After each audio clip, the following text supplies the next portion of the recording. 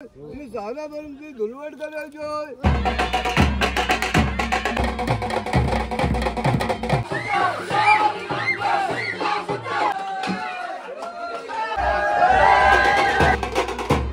आमच्याकडे शिमगा समाप्ती म्हणजे धुलवट, धुलीवंदन म्हणतात त्याला, आम्ही धुलवट म्हणतो। धुलीवंदनाच्या दिवशी देवळात खाली साना भरते। सानेवरती पालखी गेल्यानंतर पालखीतले देव सगळे जी कांदली देवांचे आहेत ती सगळी बाहेर काढतात, ती साफ करतात, धुतात वगैरे। परत त्यांची गंधफूल घालून पूजा करतात आणि तिथे सगळे लोकांच्या ओट्या असतात। काही घरी भरतात, काही लोक सानेवर पण भरतात आणि घरी पण ओट्या भरतात। ज्या पहिल्यापासून चालत आलेले आहेत सानेवर ओट्या भरायच्या ते लोक अजून सानेवरती ओट्या आणतात। तिथं ते पाटील मनसतात, मनातला त्यांचे हेतू काय आहे तो लोक देवाला सांगतात।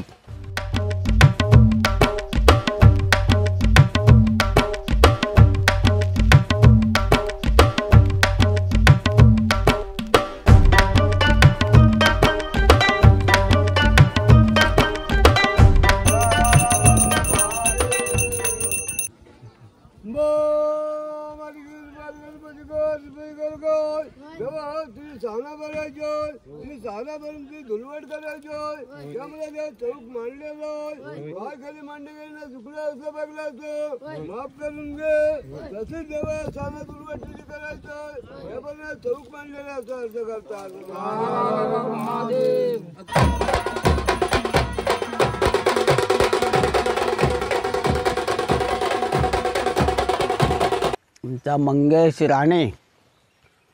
मंगेश राणेचे वडील होमावाटोळे लोटांगण घ्यायचे।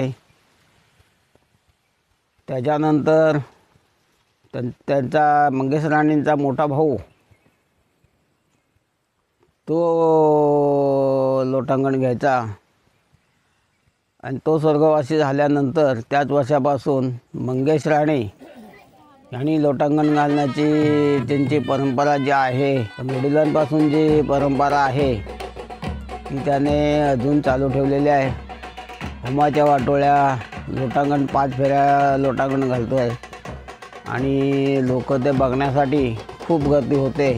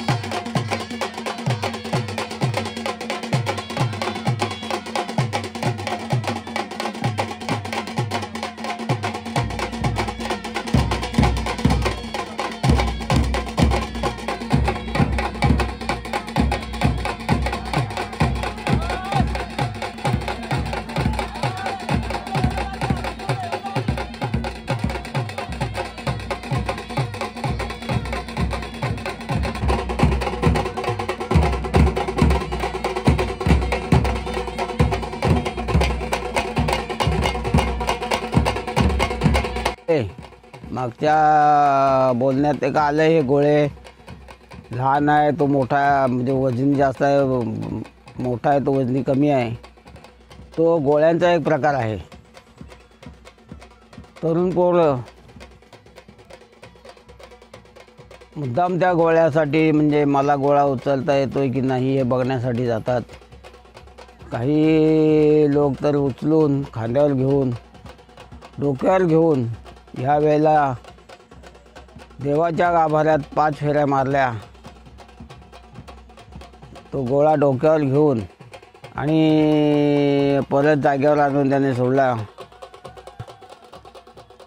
म्हणजे अजून तसे लोक गोळ्याच्या प्रकारात सामील होतात।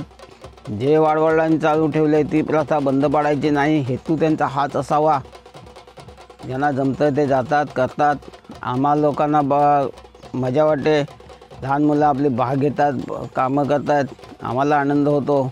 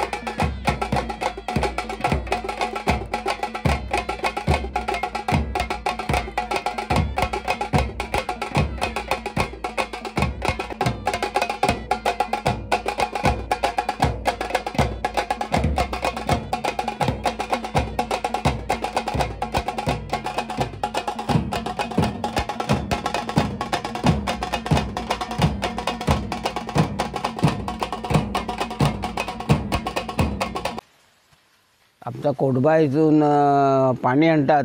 मडकी असतात, 5 मडकी आणतात. ती 5 मडकी भरून आणल्यानंतर देवाच्या पुढ्यात ठेवतात.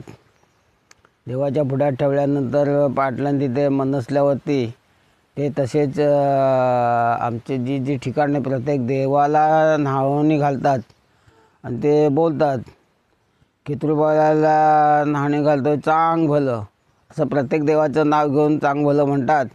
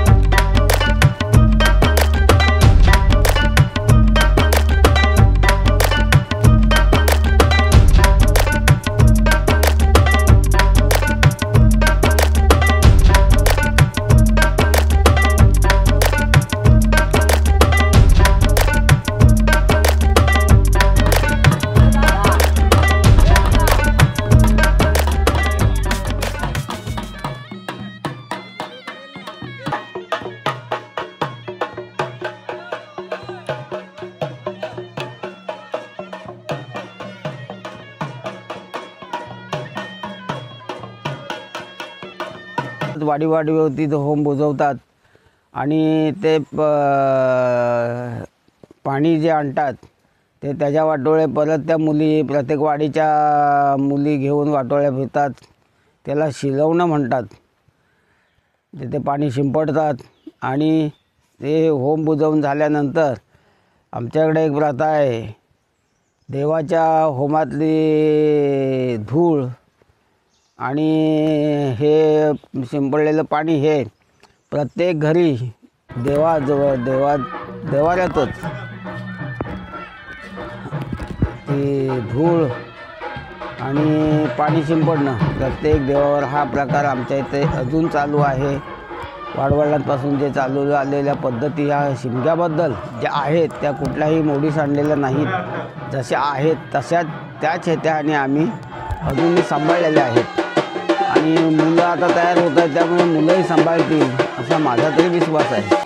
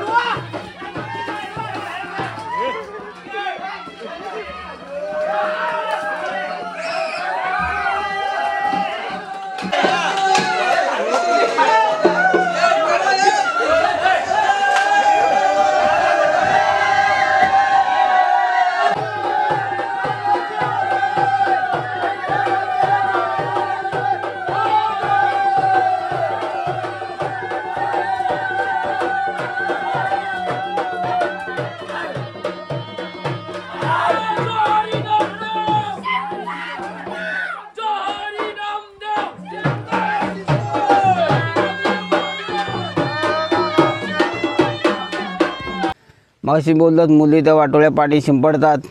त्याच्यानंतर आम्ही प्रत्येकाच्या घरी ते शिंपडतो. पण त्या शिंपडण्याबरोबर आमची मुलं मोठी माणसं म्हातारी लोक धुलवट म्हणजे प्रत्येकाच्या घरी जाऊन पाणी घ्यायचे ही आमची वाडवडिलांपासून जी पद्धत आहे, पारंपरिक पद्धत आहे ती. ते प्रत्येकाच्या घरी जाऊन आम्ही पाणी घेतो.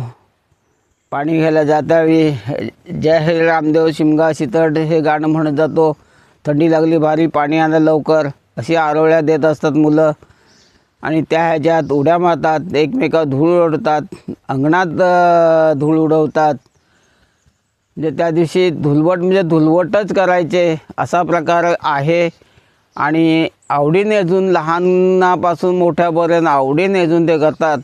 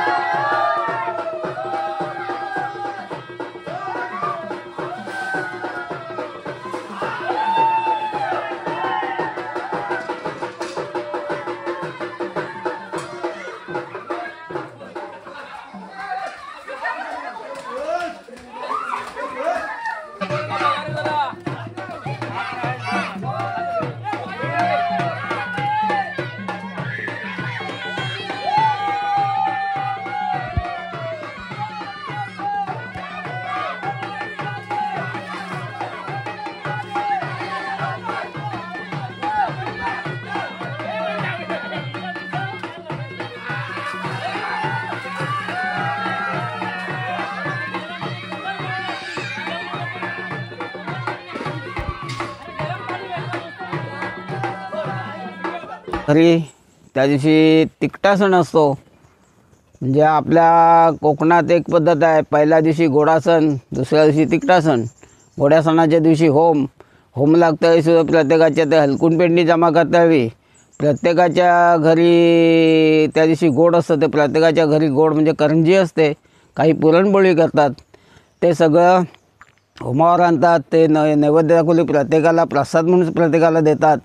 तसं ज्या धुलवटीच्या दिवशी तिकटासन असतो, लोक वडे करतात आणि ते वडे प्रत्येकजण आवडीने 2, 4, 5 का त्याच्या हातात येतील ते देतात मुलांसाठी. आणि मग ते सगळे हे धुलवट झाल्यानंतर सगळ्यांची घरं पाणी घेऊन झाल्यानंतर आमचे भोवतले आहेत, प्रकाश भोवतले, यांच्या घरी तो नैवेद्य बसून खातात. ते काय चिकन वगैरे आणतात, रस्सा मुलांना करून देतात. हे वडे जमा झालेले असतात, मुलं ते रस्सा, आम्ही पण काही लोक जातो आणि तो प्रसाद म्हणून आवडीने लोक सगळे खातात. पूर्वी धुलवटीच्या दिवशी आमच्या इथे कार्यक्रम, तमाशा वगैरे हा कार्यक्रम व्हायचा. आता तो सगळं बंदच झाला. आता तमाशा वगैरे काय होत नाही. पण धुलवट म्हटलं की धुलवटीच्या दिवशी आमचा गावठी तमाशा आवर्जून व्हायचा. आता ते तमाशा वगैरे बंद झाला, त्यामुळे आता काही गोष्टी ज्या पारंपरिक आहेत त्या थांबत आल्या. पण या बाकीच्या यात शिमग्याबद्दल ज्या पद्धती आहेत त्या मात्र बंद होणार नाहीत याची खात्री आहे. कारण जास्तीत जास्त ह्या धुलवटीला मोठ्यांपेक्षा मुलं जास्त भाग घेतात. त्यांना ती मौजच वाटते. पाण्यात लोळणं, डोक्यावर धूळ उडवणं, कोणाला चिखल फासणं हा प्रकार जो करतात तो इतर वेळेला करायला मिळत नाही. लोकांच्या अंगणात रांगोळी काढणं किंवा काय प्रकार हा आहे धुलवटीच्या दिवशी, तो इतर वेळेला करता येत नाही, त्या धुलवटीच्या दिवशी करता येतो. त्यामुळे त्या धुलवटीत खूप लोक चांगल्या आणि उत्साहाने भाग घेतात आणि शिमग्याची समाप्ती करतात.